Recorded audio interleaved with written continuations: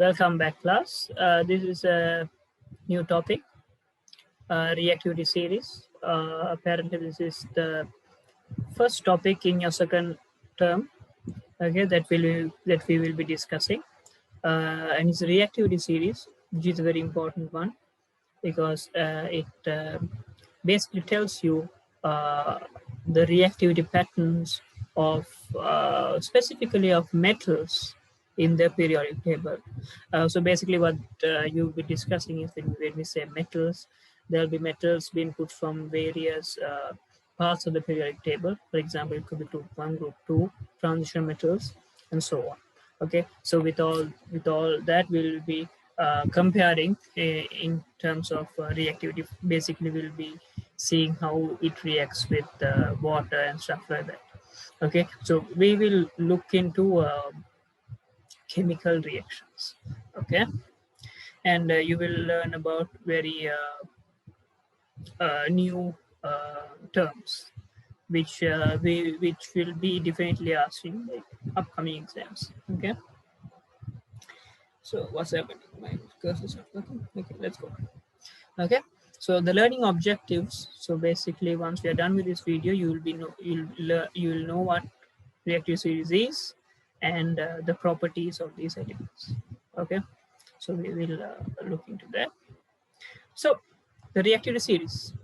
This is the reactivity series. Okay, you can find it in your book, or even if you want to just Google it on the internet, you will definitely find this. Certain reactivity series. This is the complete reactivity series. Okay, so I believe that this is the same thing that's there in your textbook. Okay, so if you see, it starts from potassium, sodium, lithium, calcium, magnesium, aluminium.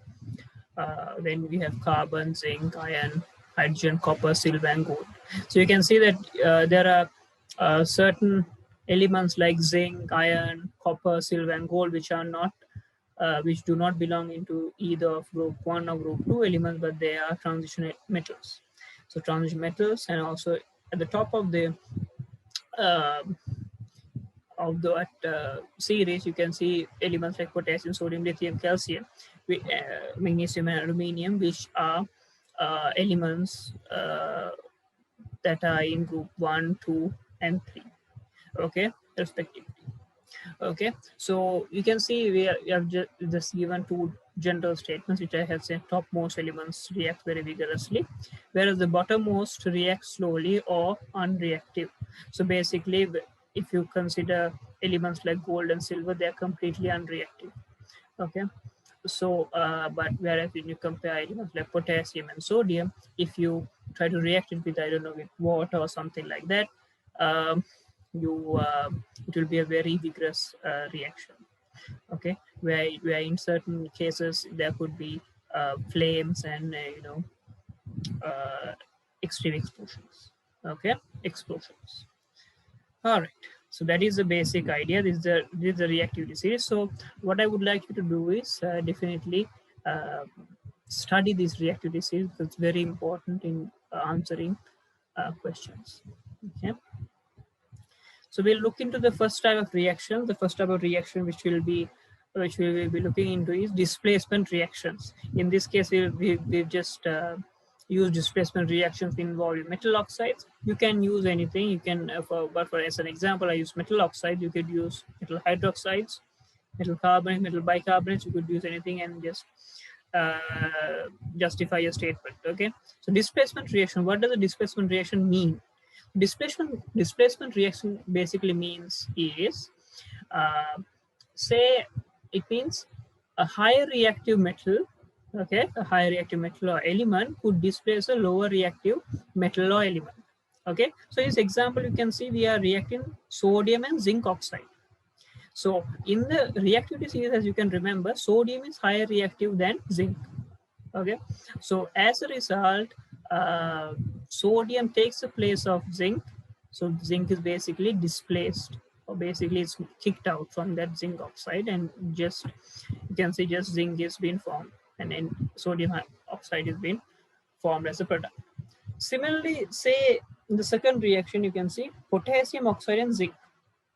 So in this case, zinc cannot displace potassium from the potassium oxide because zinc is lower reactive than potassium.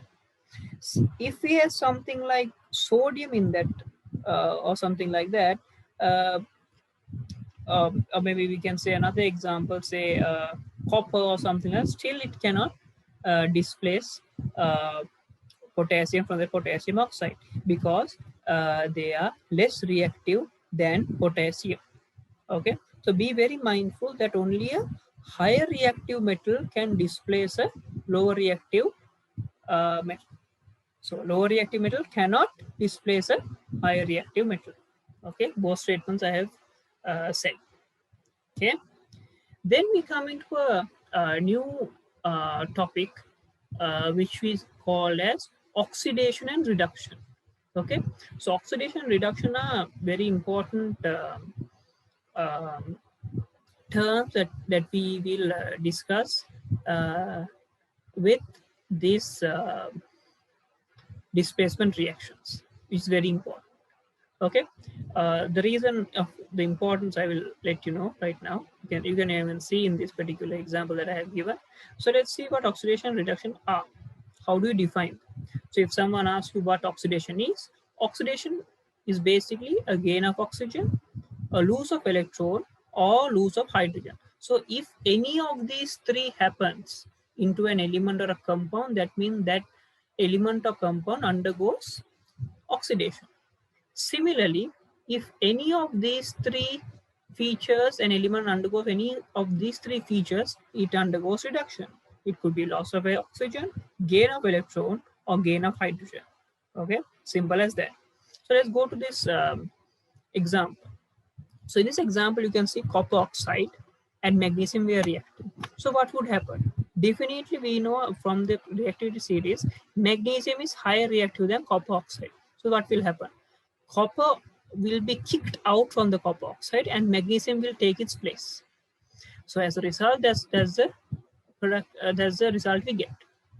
So what has really happened into this? If you can see in terms of, say, in terms of oxygen, okay, in terms of oxygen, copper loses its oxygen. So then copper has undergone a reduction, whereas magnesium has gained an oxygen. So that means magnesium gaining oxygen, that means it's an oxidation. So copper will reduce and magnesium will oxidize. Okay, so you can see these here, these are the uh, what do you call this? You call this as oxidation numbers. So oxidation numbers, what are these oxidation numbers? Oxidation numbers basically like the uh, iron number.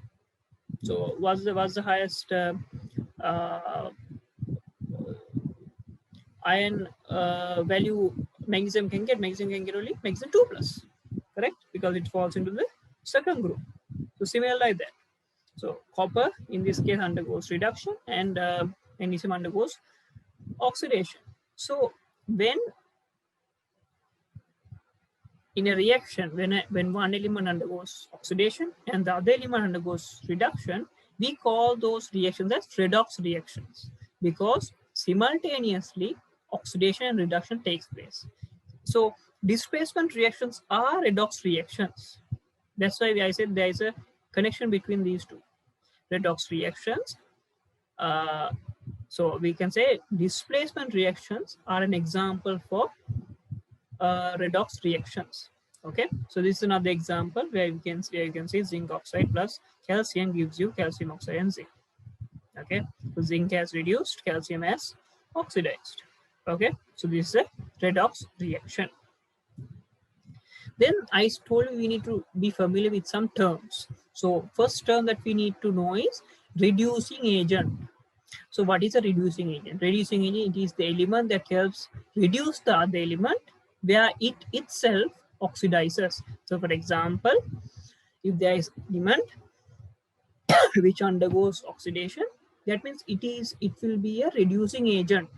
If it undergoes oxidation, it will be a reducing agent. Okay. Similarly, an oxidizing agent is the element that helps oxidize the other element where it itself reduces. So if an element reduces during a reaction, it will be the oxidizing agent in that reaction. Okay, simple as that. And then the other thing you need to know about the spectator ions. These are the ions that don't take part in a reaction. So for example, in certain reactions, not all the ions in the all the ions given don't react. Some they just stay without reacting. So for example, I've given you an example here. Say you're reacting magnesium and copper sulfate, okay? And you are able to produce magnesium sulfate and copper. Why? Because magnesium is higher reactive than copper. So it will kick copper from the copper sulfate and take its place. Simple. So then let's break it into ionic equation. So this is the way we break this into ionic equation. So ionic, we can break a particular compound into an ionic equation only if it's in aqueous medium. Solids cannot be broken into ionic form. Okay, be very mindful of this. So see, now we are writing the ionic equation. This is the ionic. This is the way you have to write the ionic equation. If you write the ionic equation, magnesium solid stays like that. Copper sulfate can be broken down into ions. Why? Because it is in aqueous medium. So then we write a copper 2 plus and sulfate 2 minus. That's done, right? The reactant side done. Let's go to the product side. Product side, we have magnesium sulfate, which is in aqueous medium. So you can break it down into ions. So we broke it into magnesium 2 plus and sulfate 2 minus ions.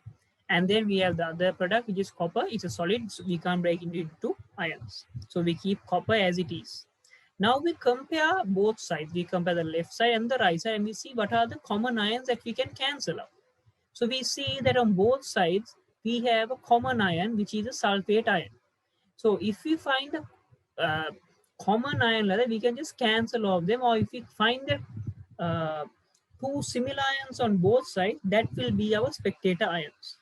Okay, there can be instances where the spectator ions could be more than now in this case the spectator ions is only sulfate ions, but in certain cases there could be more than one ion. Okay, so be very mindful in recognizing the spectator ions. Those are the ions that do not react in a particular reaction. Okay, so be very mindful in how to write the ionic equation and how to obtain the uh, spectator ions. Okay, all right, and we go with the next one, which is a reaction with water. So how do these metals in this reactivity series react with water? There are two conditions. One of the condition is we react it with cold water, and the other condition is we react it with hot water, or in other words we call it steam. Okay, in your books it will be referred to as steam.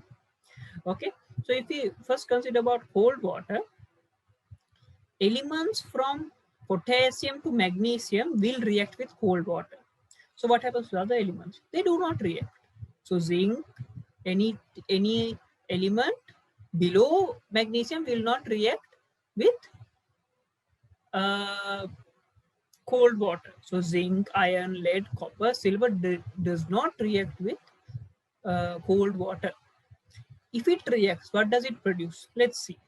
So when a no, it will undergo the same reaction where as a metal undergoes with water. When a metal undergoes with water, what does it produce? It produces a metal hydroxide and hydrogen gas. So if you react potassium with water, you are able to get potassium hydroxide and hydrogen. Similar for sodium, similar for calcium. Okay, but the rate at which these reactions happen will vary. As potassium is very highly reactive, it will explode as stated here. Sodium is also vigorous, but not as vigorous as potassium. Calcium, it will react also in a very strong way, but not as strong as those two above. Whereas you can see in magnesium, very slowly hydrogen gas will be produced. Okay, so the rate is the most important difference in this pattern. Okay, the products will be same, but the rate at which the products are formed is the thing that changes, and that's the thing that you need to be mindful of. So that's the reaction with cold water. Then let's go for the reaction with steam or hot water. So with steam, only magnesium, zinc, and iron react. Other elements don't react. Potassium does not react. Sodium does not. Why? Because we are, for example, say now if potassium reacts with cold water with such a vigorous way, what it will it happen with potassium and sodium? It will be much more strong. So we don't want to create trouble in the laboratory wherever we are doing. Okay, so we will learn about magnesium, zinc, iron reacting with steam. So lead, copper, silver does not react with cold water, no, um nor with hot steam. Okay. So what happens when these react? So when a metal reacts with uh, steam, it will produce metal oxide and hydrogen. Same for, so magnesium will also do that, zinc also will do that, iron also will do that. But as for the reaction with cold water, the rate at which these reactions happen will vary. Magnesium will happen at a very higher rate, zinc will happen at a slower rate, iron will react at a much slower rate. Okay, but the products that it will form will be same. But you can see here there is a you can just see how these products are formed. Okay, so these are the most important things that you need to know when considering about this uh, reaction with water. So there are, always keep in mind. So when they say with steam, be mindful of what the products could be. When they say with cold water, what are the products that are produced? So those are very confusing things that you might get confused during exam when we test you. So be very mindful about what we about these small details. Okay, so in this video we learned about many things. We learned about reactivity series, then we learned about displacement reactions, we learned about redox reactions, how to distinguish oxidation and reduction. We did all of that, and we also did the reactions with water, which is very important in your uh, in this lesson. Okay, so revise these uh, go through this video, or maybe you can go through this video more than one time. Okay, and be crystal clear about what you have learned during this in this video. Okay, so thank you for watching, and I will meet you in the next video. Thank you.